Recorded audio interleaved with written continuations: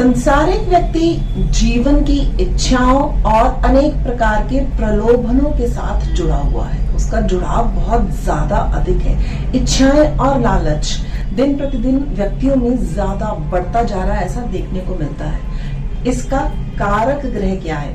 इसका कारक ग्रह है राहु। राहु जो एक छाया ग्रह है।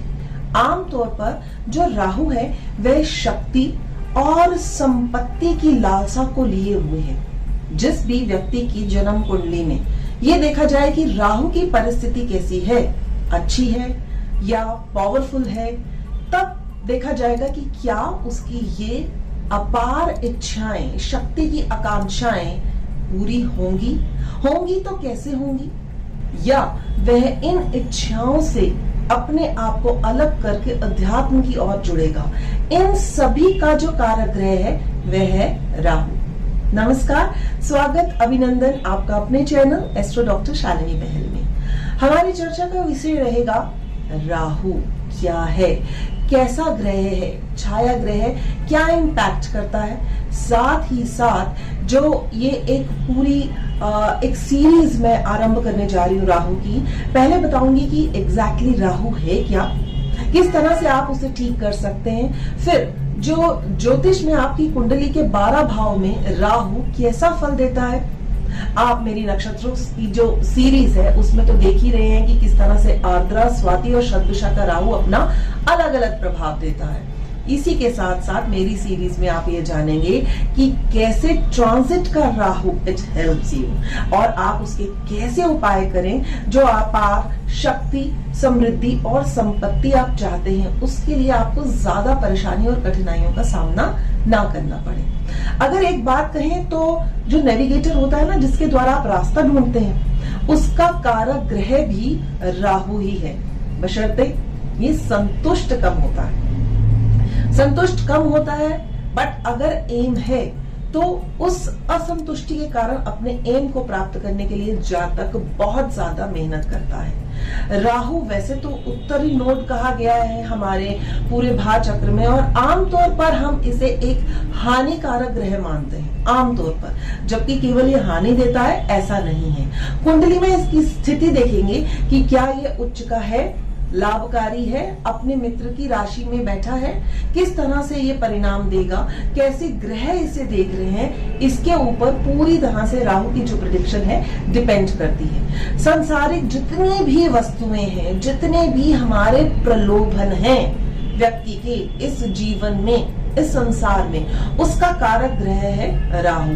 छोटी से छोटी इच्छाओं से लेकर यानी कि 3rd, 7th और 11th होने वाली जितनी भी इच्छाएं हैं उसका कारक ग्रह राहु ही है। परिणाम स्वरूप हम ये देखते हैं कि जो राहु है उससे जो जातक सबसे ज्यादा प्रभावित होते हैं वह भौतिकवाद में फंसते हैं, वह लालच में अधिक फंसते हैं। परंतु अगर किसी भी एक मोड़ पर अगर वह ये सोचते हैं कि मुझे ऐसा नहीं चाहिए, I want to change my life, because Rahu is a karak of a transformation. जैसे कि मैंने अपनी आर्द्रा नक्षत्र की जो वीडियो बनाई है उसमें आपके साथ इसको साझा किया है। तो राहु ट्रांसफॉर्मेशन भी देता है, जिसके लिए उसे एक अच्छे मेंटोर की हमेशा जरूरत होती है। हमने देखा है बहुत सी जादुई चीजें, रहस्यमयी बातें, या अगर आप देखें तो जो रहस्यमयी पिक्चर्स और जादुई पिक्चर्स के ऊपर बहुत ज्यादा शौक रखते हैं वह भी राहु के साथ प्रभावित होते हैं। या जिन्हें सांप से रिलेटेड जो टीवी सीरियल्स हैं या स्वप्न आते हैं वह भी राहु के साथ ज्यादा कोरिलेट करते हैं। और हमारे जीवन में मिलने वाली सफलताएं और असफलताओं का बहुत हद तक जो एक कारक ग्रह है, जिसके ऊपर संभावनाएं हमारी सफलताओं और असफलताओं की डिपेंड करती हैं, वह है राहु। अक्सर राहु को हम एक चालाक ग्रह मानते हैं, क्योंकि हमने ये स्टोरी भी पढ़ी थी कि जिस तरह से जब समुद्र मंथन में हमें अमृत मिला तो राहु किस तरह से सूर्य और चंद्रमा के बीच में लाइन तोड़कर बैठ गया। तो एक उदाहरण आप ये मानिए कि आप एक बहुत लंबी क्यू में खड़े हैं और कोई व्यक्ति आराम से आता है और उसके बीच में एंटर कर जाता है और अपना टिकट या जिस भी पर्पस के लिए आप क्यू में हैं खड़े होकर वो अपना काम निकाल के चला जाता है बड़ी चतुराई और चालाकी के साथ। तो वह भी राहु है और उसका राहु जो है वो प्रबल है। वहीं अगर राहु प्रबल नहीं है, अगर कमजोर है तो वो भ्रम की स्थिति उत्पन्न करेगा, मानसिक रोग देगा और कई तरह की मजबूरियों वाली जो परिस्थिति है जातक की जिंदगी में आरंभ होनी स्टार्ट हो जाती है, just because of a Rahu की परिस्थिति का कुंडली में जातक की अच्छी तरह से विराजमान ना होना।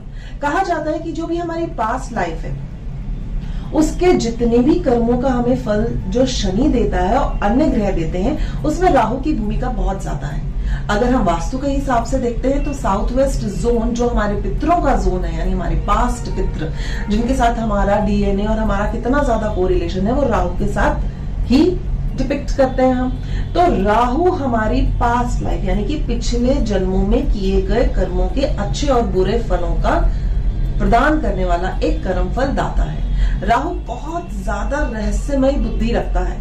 वह राहु प्रधान लोग जिनका राहु बहुत अच्छा है बहुत अच्छे पॉलिटिशियंस हो सकते हैं, अपार्ट फ्रॉम कि उनकी कुंडली में सूर्य और शनि का अच्छा होना बहुत ज्यादा जरूरी है। पॉलिटिशियंस को केवल मात्र राजनीति से नहीं लेते, आप किसी भी फील्ड में अपने आप को अच्छी तरह से प्रेजेंट कर सकते हैं, परिस्थितियों से बचा सकते हैं, आपका जो माइंड है बहुत शार्प है और क्विक डिसीजन लेकर अपने आप को सेव कर सकता है। तो आपकी कुंडली में राहु बहुत अच्छा बैठा है।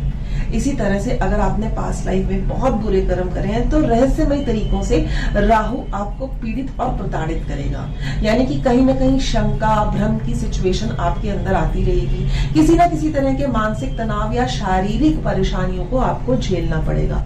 अचानक अगर लाभ होता है तब वह भी राहु ही देता है और एकदम से लॉस हो जाता है, यानी कि आप अभी तक शेयर मार्केट में ऊंचा उठ रहे थे और अचानक से सभी शेयर्स तो ठीक थे लेकिन जो शेयर्स आपने खरीदे वो गिर गए, तो वह भी राहु की परिस्थिति के कारण ही जो पास्ट लाइफ के साथ रिलेटेड है, यानी कि आपकी जो ऊंची उड़ान की महत्वाकांक्षाएं हैं, आपकी परिस्थिति जो राहु की थी कुंडली में अच्छी नहीं थी, इस तरह से आपको इसमें नुकसान होना पड़ा।